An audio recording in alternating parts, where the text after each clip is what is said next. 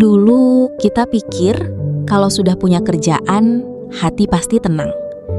Dulu kita sangka kalau sudah punya penghasilan tetap, pikiran gak akan semrawut lagi. Tapi nyatanya, setelah posisi itu didapat, setelah rekening mulai terisi, kenapa rasa cemas itu tetap ada? Kenapa hampa itu malah makin terasa?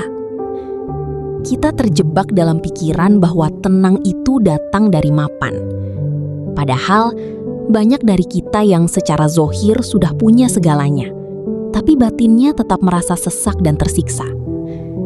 Ternyata, ada bagian dari jiwa kita yang gak butuh materi, tapi butuh nutrisi yang berbeda.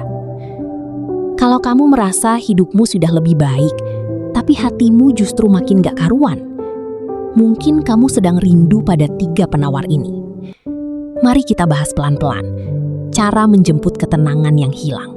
Halo, selamat datang kembali di Cerita Ilmu, tempat kita berbagi inspirasi dan kebijakan untuk hidup yang lebih bermakna.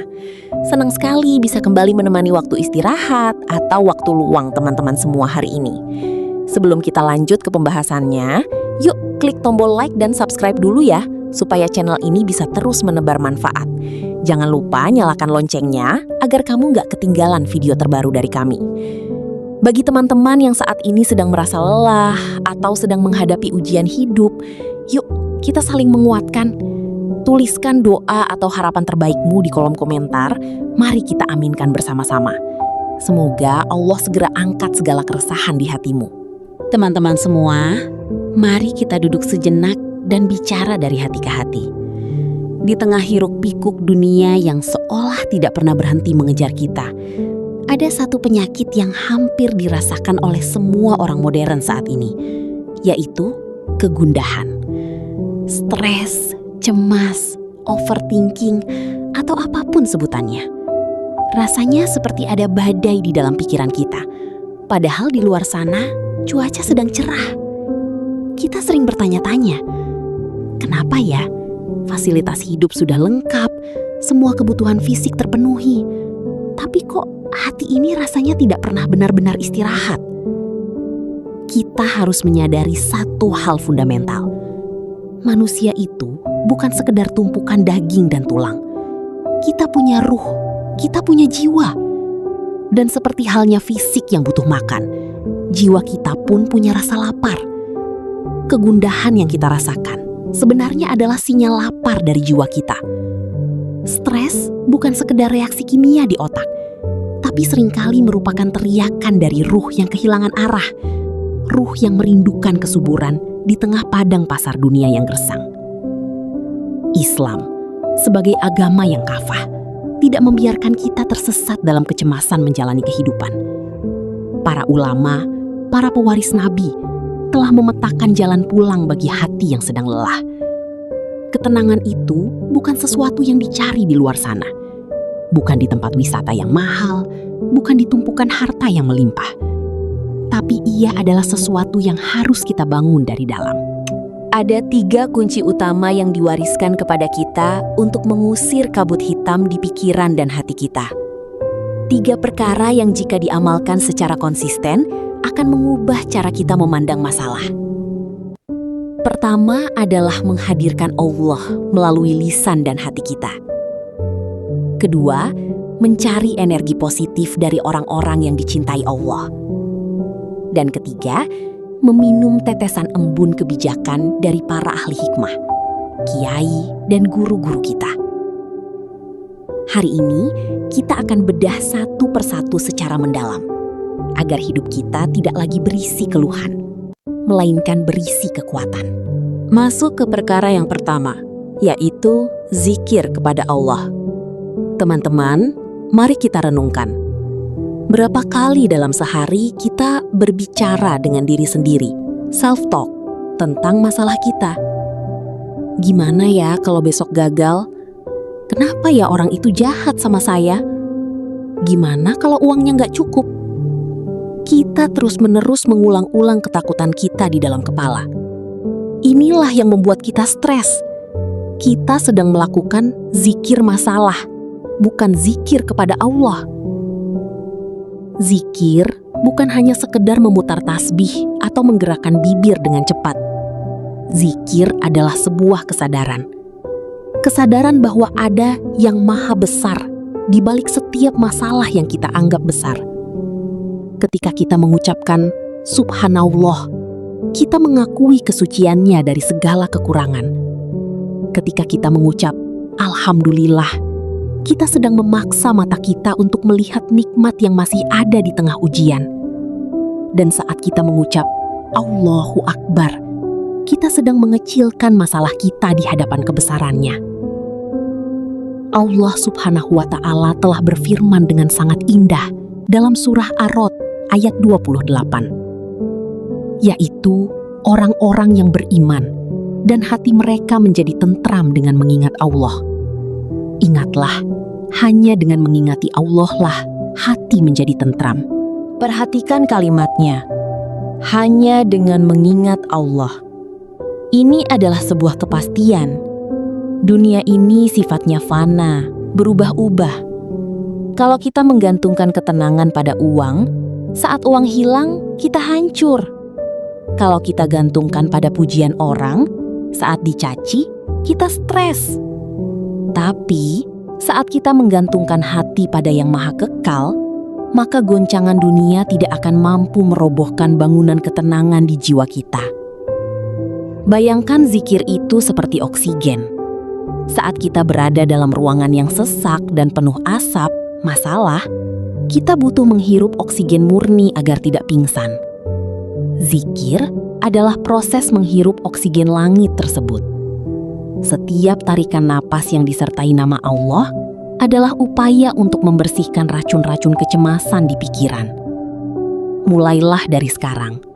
Saat pikiran mulai semrawut, berhenti sejenak. Tarik napas dalam dan panggil namanya. Rasakan bahwa Anda tidak sendirian menghadapi dunia ini. Perkara kedua yang menjadi penawar stres adalah silaturahim kepada para wali Allah dan orang-orang soleh. Mungkin ada yang bertanya, kenapa harus bertemu mereka? Kan saya bisa belajar dari YouTube saja.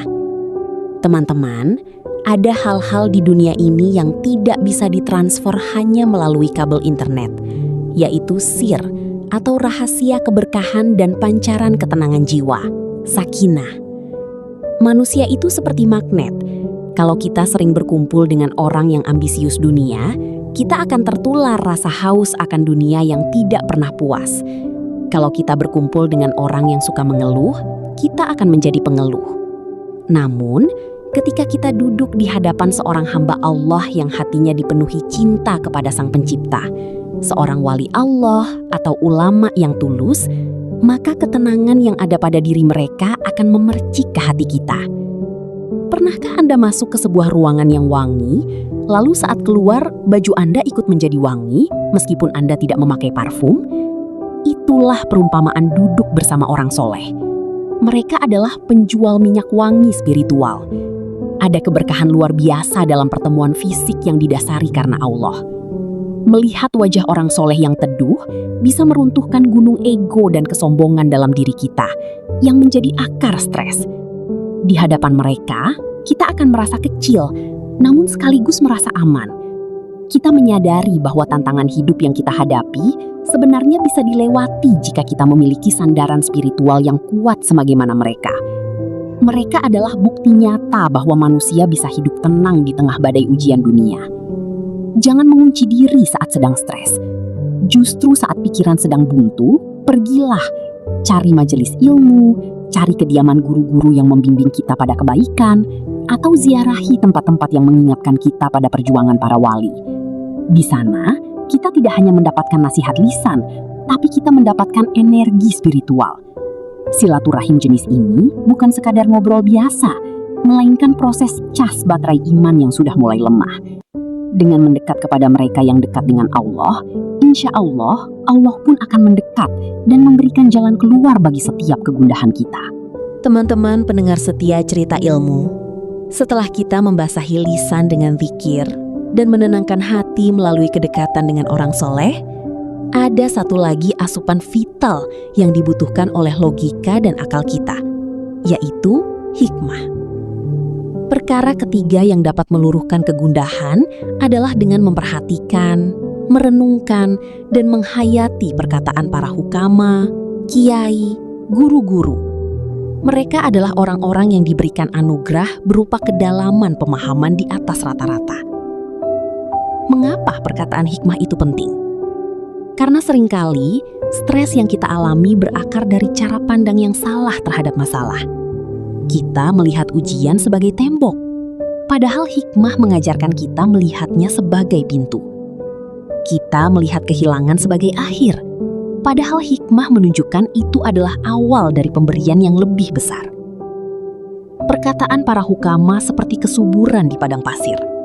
Ia tidak hanya menghilangkan dahaga, tapi juga memberikan arah kemana kita harus melangkah, agar tidak lagi tersesat dalam kecemasan. Teman-teman, mari kita renungkan satu hal. Kebenaran itu tidak pernah pilih-pilih tempat untuk hinggap. Ia bisa datang dari mana saja, selama ia mampu menuntun jiwa kita pulang ke pelukan Sang Pencipta. Ada sebuah ungkapan indah yang mengatakan bahwa hikmah itu seperti barang hilang milik orang beriman. Dimanapun kita menemukannya, entah itu terselip di lembaran kitab klasik yang berdebu, meluncur dari lisan lembut seorang guru, atau bahkan terpahat dari pengalaman hidup kita yang paling pahit sekalipun. Kita adalah orang yang paling berhak mengambilnya dan menjadikannya pelita di tengah kegelapan. Saya ingin mengajak kalian membayangkan kalimat hikmah itu seperti tetesan embun pagi bagi mata yang sedang perih. Ia membersihkan pandangan kita yang selama ini buram karena terlalu banyak menangisi keadaan. Pernahkah kalian mendengar para ahli hikmah berbisik? Mereka berkata, dunia ini hanyalah bayang-bayang. Kalau kau kejar, ia akan lari menjauh. Tapi kalau kau berlari meninggalkannya menuju Tuhan, ia justru akan berbalik mengejarmu. Coba rasakan kalimat itu sebentar saja. Seketika, beban ambisi yang selama ini menghimpit dada kita mulai terasa melonggar, bukan? Kita dipaksa sadar. Jangan-jangan kegundahan yang selama ini mencekik kita bukan karena masalahnya yang terlalu besar, tapi karena kita yang terlalu lelah mengejar sesuatu yang memang tidak ditakdirkan untuk menetap di genggaman kita. Memperhatikan kata-kata bijak bukan sekedar membaca rangkaian huruf, tapi cara kita menyusun kembali kepingan pikiran agar selaras dengan apa yang sudah digariskan oleh Sang Pencipta. Seringkali, kegundahan yang kita alami berakar dari cara kita memandang beban hidup yang terlalu berat. Disinilah, kita butuh merenungkan lisan para ulama besar dan para ahli hikmah yang telah melampaui berbagai badai ujian jiwa. Salah satu mutiara hikmah yang sangat dalam datang dari Imam Ibnul Qayyim Al-Jauziyah. Beliau pernah berkata, andai seorang hamba tahu bagaimana Allah mengatur urusan hidupnya, maka hatinya akan luruh karena cinta kepadanya. Kalimat singkat ini adalah obat bagi pikiran yang stres akibat terlalu terbebani oleh ketakutan akan masa depan. Ketika kita merenungkan hikmah ini, logika kita dipaksa berhenti sejenak. Kita diingatkan bahwa kegundahan muncul karena kita merasa memikul beban itu sendirian. Padahal, ada kasih sayang Tuhan yang bekerja dengan sangat halus di balik setiap takdir. Selain itu, Imam Al-Ghazali dalam nasihat-nasihatnya sering menekankan bahwa lisan orang bijak adalah cermin bagi jiwa yang kusam. Beliau mengajarkan bahwa ketenangan itu letaknya pada ridho terhadap ketetapan Allah. Saat kita merasa sesak karena ekspektasi yang tidak tercapai, lisan hikmah seperti ini hadir bukan untuk menghakimi, melainkan untuk menuntun kita kembali ke jalan kepasrahan yang damai. Perkataan para ulama dan ahli hikmah bukanlah sekedar rangkaian kata indah, melainkan getaran kebenaran yang mampu menembus dinding-dinding kecemasan di hati. Mereka berbicara berdasarkan pengalaman spiritual yang mendalam, sehingga setiap kalimatnya memiliki bobot yang mampu meruntuhkan gunung kegelisahan dalam pikiran kita. Mendengarkan atau membaca perkataan mereka adalah proses reprogramming atau memprogram ulang pikiran kita. Jika selama ini pikiran kita dipenuhi dengan narasi negatif dari kegagalan atau tekanan sosial, maka hikmah para ahli bijak ini datang sebagai penawar racun. Satu kalimat bijak yang kita resapi dengan sungguh-sungguh bisa memberikan efek ketenangan yang lebih dahsyat daripada sekedar hiburan duniawi yang sementara. Inilah mengapa memperhatikan lisan para hukama menjadi sangat penting, karena mereka tidak berbicara dari emosi yang meledak-ledak, melainkan dari kejernihan jiwa yang sudah tenang. Dengan menyerap lisan-lisan mulia ini, kita belajar untuk tidak lagi menjadi tawanan dari pikiran kita sendiri, melainkan menjadi pemilik hati yang lapang dan jiwa yang tentram. Sebagai penutup dari pertemuan kita di Cerita Ilmu kali ini, saya ingin mengingatkan satu hal. Menghilangkan kegundahan bukan seperti membalikkan telapak tangan. Ia adalah sebuah perjalanan, sebuah proses yang membutuhkan konsistensi atau istiqomah. Kita mungkin tidak bisa langsung menjadi ahli zikir yang khusyuk atau orang yang setiap hari bisa bertemu wali Allah. Namun, kita bisa mulai dengan langkah-langkah kecil yang bermakna. Kegundahan adalah tamu yang manusiawi. Ia akan datang dan pergi. Namun, dengan 3 senjata yang telah kita bahas, zikir yang rutin, silaturahim yang hangat, dan hikmah yang meresap, kita telah membangun benteng yang kokoh di dalam hati kita. Jangan biarkan stres menetap terlalu lama hingga merusak kesehatan dan iman kita. Ingatlah bahwa setiap tarikan nafas kita adalah kesempatan baru yang diberikan Allah untuk memperbaiki diri. Mulai besok pagi, coba basahi lidah dengan istighfar sebelum membuka ponsel. Luangkan waktu sepekan sekali untuk duduk di majelis atau sekadar mengunjungi orang tua dan guru. Dan bacalah 1 kalimat hikmah setiap hari untuk direnungkan maknanya. Langkah-langkah kecil ini, jika dilakukan dengan tulus, akan menumpuk menjadi gunung ketenangan yang tak tergoyahkan. Kita tidak perlu sempurna untuk mulai melangkah. Kita hanya perlu bergerak ke arah yang benar. Teman-teman semua, terima kasih telah menyimak perjalanan kita hari ini hingga detik terakhir. Kita sudah belajar bahwa ketenangan itu bukan tentang seberapa besar angka di rekening kita, tapi seberapa sering namanya membasahi lisan kita lewat zikir. Kita belajar bahwa damai itu bukan tentang kesendirian, tapi tentang kedekatan kita dengan orang-orang soleh yang membawa kita lebih dekat kepadanya.